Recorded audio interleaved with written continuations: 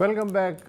Venezuela کو میں کہوں گا یرغمال بنانے کے جو عمل ہے اس پہ میری گناہ گار آنکھوں نے یہ بھی دیکھا کہ ایک آئل ٹینکر جس پہ رشین فلیگ لہرا رہا تھا وہ امریکیوں نے پکڑ لیا اور رشیا جو ہے کسمسا کے رہ گیا, اور رشیا بھی یہ کہہ رہا ہے کہ یار جو عملہ ہے اس ٹینکر کا اس سے اچھا سلوک کر کے انہیں جلد رہا کر دیا جائے گا.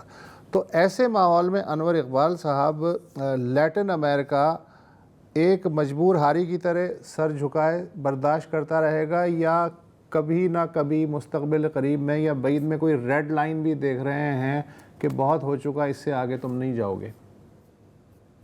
نہیں, ابھی تو ریڈ لائن نظر نہیں آتی. آپ دیکھیں ہو کیا رہا ہے.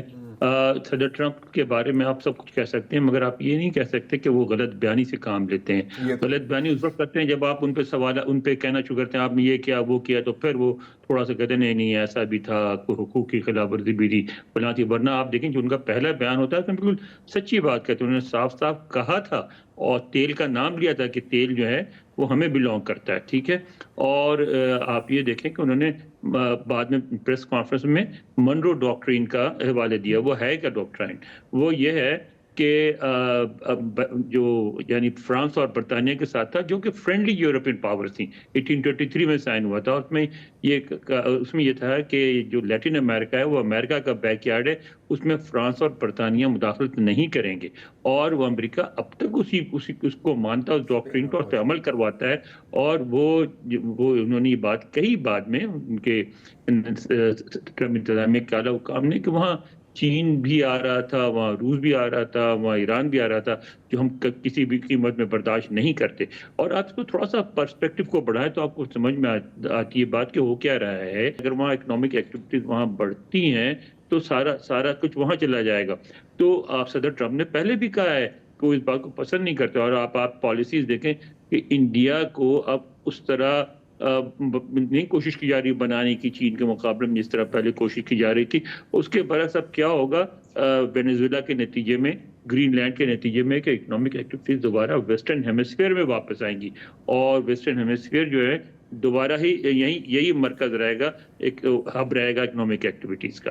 تو میں سمجھتا ہوں کہ یہ بہت ایک سوچ سمجھ کے ایک منصوبہ بنایا گیا, اس منصوبے پہ عمل ہو رہا ہے.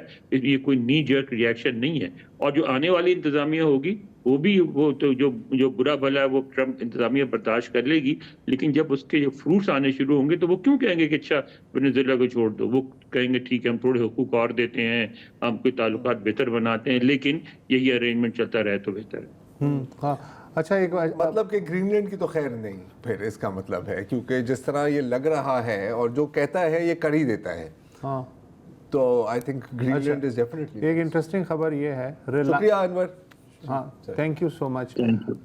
ریلائنس انڈیا اب تک تیل خریدتا رہا ہے, روک دیا. اب اس نے کہا ہے کہ ہم وینیزویلا کا تیل بھی خریدنے کو تیار ہیں. دیکھ لو سر, آئی مین اگین ریزلٹس تو آ رہے ہیں نا, ریزلٹس تو آ رہے ہیں. اور آپ جو کچھ بھی کہیں ڈکلائننگ سپر پاور ہے, لیکن دنیا کی واحد سپر پاور ابھی بھی امریکہ ہی ہے. جو کرنا چاہیں وہ ابھی بھی کر سکتے ہیں. مراوہاتی 1.25 لاکھ کا.